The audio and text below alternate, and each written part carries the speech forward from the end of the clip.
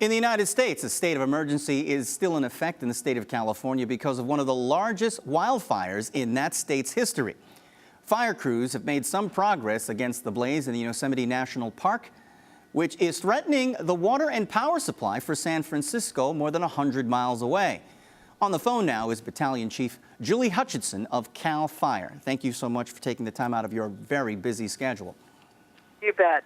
9,000 firefighters battling these 11 major fires in California alone. What more needs to be done to get these dangerous blazes under control and finally out? Well, the one thing we need is some cooperation from the weather, and we also need cooperation with the public in being very careful as they're out and about in the wildland areas not to start any new fires. That's the critical piece. We do not need any additional fires to deal with.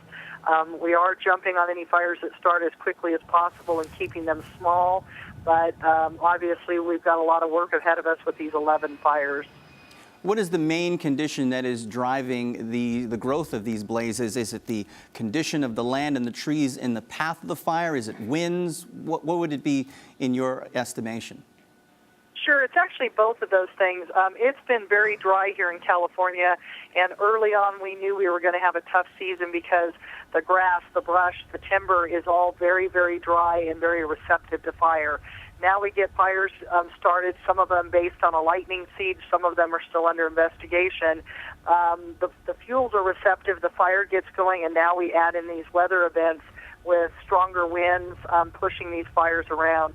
Some of these are just in very steep, rugged river drainages that make it very difficult to put firefighters on the ground, and that is also presenting a challenge. Do you have any options in terms of getting help from the federal government?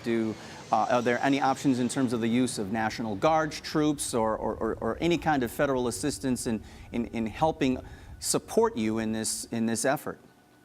Oh, without a doubt. Many of these fires are actually on the United States Forest Service jurisdiction, and they've been valiantly battling many of these fires side by side, and we're assisting where we can.